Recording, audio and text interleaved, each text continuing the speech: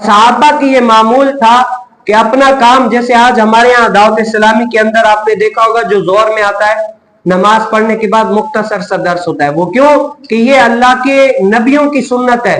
جب کام کاج کے لیے صحابہ جاتے پھر نماز پڑھتے تو حضور علیہ السلام کی بارگاہ میں کچھ منٹ ٹھہر جاتے، یا رسول اللہ ہمیں واعظ و نصیحت کیجیے، تو حضور علیہ السلام تھوڑا بہت واعظ و نصیحت کرتے ان کو، اور یعنی اب اس کے وقت کے مناسب یعنی اس اعتبار سے کرتے کرتے تو صحابہ کے یہ ایسا ہی معمول تھا کہ جب بھی حضور علیہ السلام کی خدمت میں حاضر ہوتے نا تو حضور علیہ السلام کی بارگاہ میں بیٹھ کر کچھ نہ کچھ علم دین سیکھ لیا کرتے تھے۔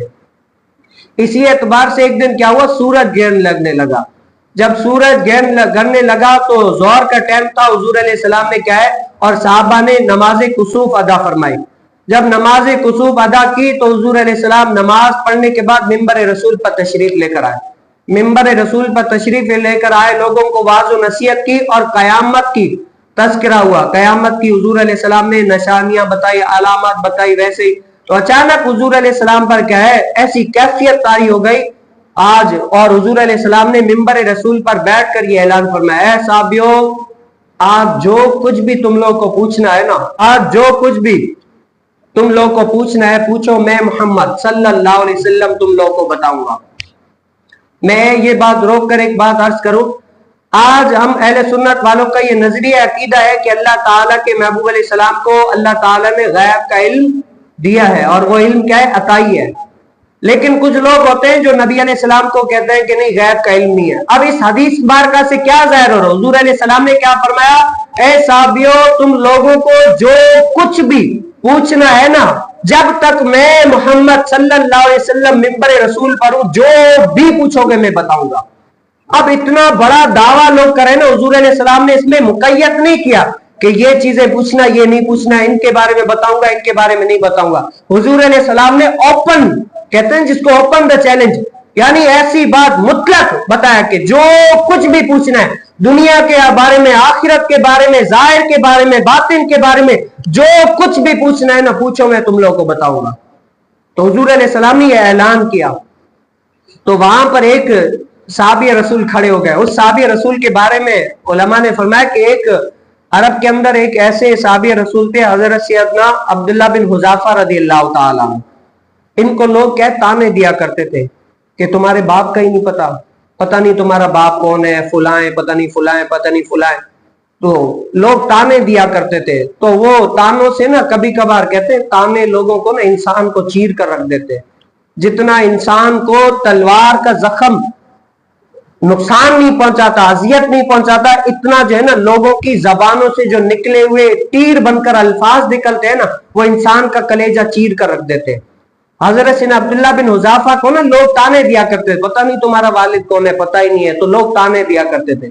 اب حضور علیہ السلام نے اعلان کیا جو کچھ بھی پوچھنا ہے تو پوچھو میں محمد بتاؤں گا۔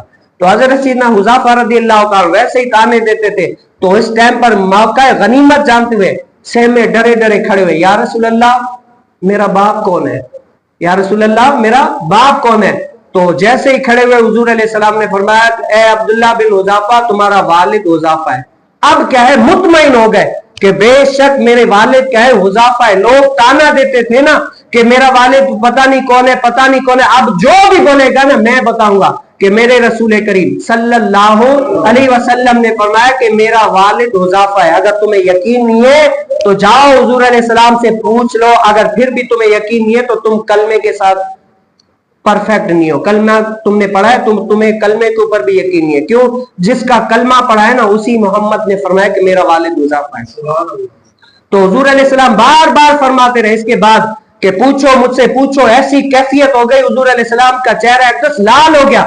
اب حضور علیہ السلام فرما رہے کیونکہ وہ کثرت کے ساتھ، اور عرب میں بہت سارے ایسے لوگ تھے جو کثرت کے ساتھ سوالات کرتے تھے، اسی لیے فرماتے ہیں کثرت کے ساتھ سوالات کرنا بھی صحیح نہیں ہے۔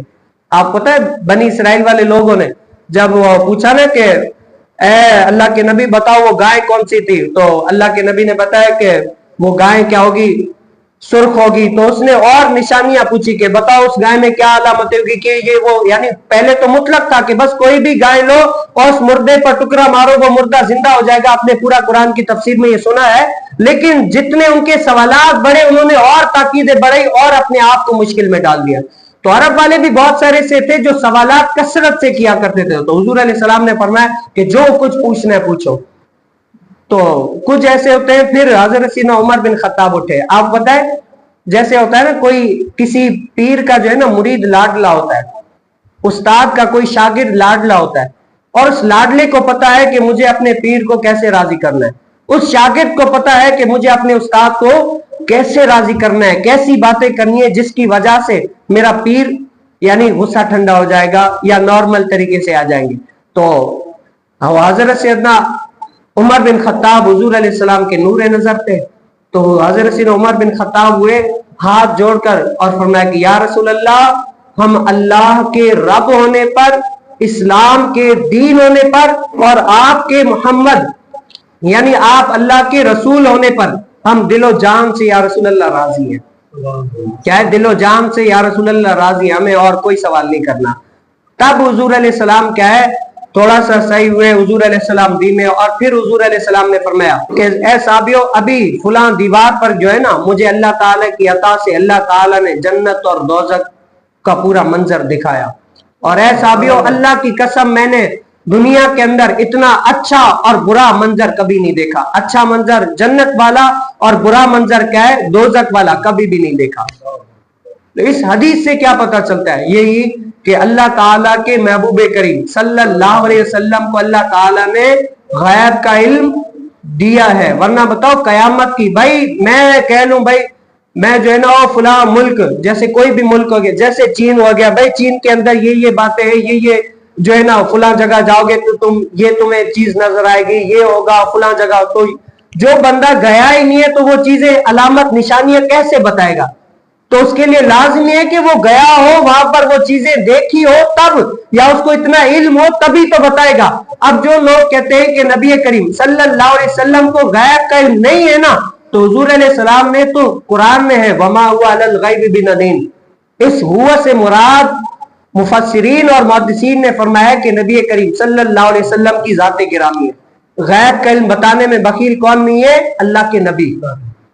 اور اعلیٰ حضرت رحمت اللہ تعالی علیہ نے جو کہتے ہیں کہ نبی کریم صلی اللہ علیہ وسلم کو غیب کا علم ہے, اعلیٰ حضرت رحمت اللہ تعالی علیہ نے اپنے ترجمہ کنز الایمان میں جو نبی کا ترجمہ کیا ہے نا, کہ نبی کا ترجمہ کیا ہے. آپ بہت سارے مکاتب فکر ایسے ہوں گے جن کے آپ قرآن کے ترجمے اٹھا کر دیکھ لیں, انہوں نے نبی کا ترجمہ ہی نہیں کیا ہوا. کیوں؟ اگر کرتے ہیں تو ان کی سارے جو کفری عقائد ہیں وہ ڈھہ جاتے ہیں, عوام کو پتہ چل جاتا ہے. تو اعلیٰ حضرت نے اپنے مایانات تصنیف ترجمہ کنز الایمان میں نبی کا ترجمہ کیا ہے غیب کی خبریں دینے والا.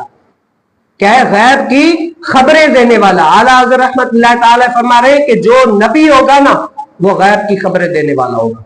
اور جو لوگ کہتے ہیں کہ اللہ کے نبی غیب کی خبریں نہیں دے سکتے, تو ان کو کہو کہ تمہارا نبی کو نبی ماننا ہی درست نہیں ہے. اللہ تعالیٰ مجھے اور آپ کو بھی نبی کریم صلی اللہ علیہ وسلم کو ویسا ہی ماننے کی توفیق نصیب فرمائے جیسا اللہ تعالیٰ کے محبوب کریم صلی اللہ علیہ وسلم کو اللہ تعالیٰ نے اس دنیا میں مبعوث فرمایا.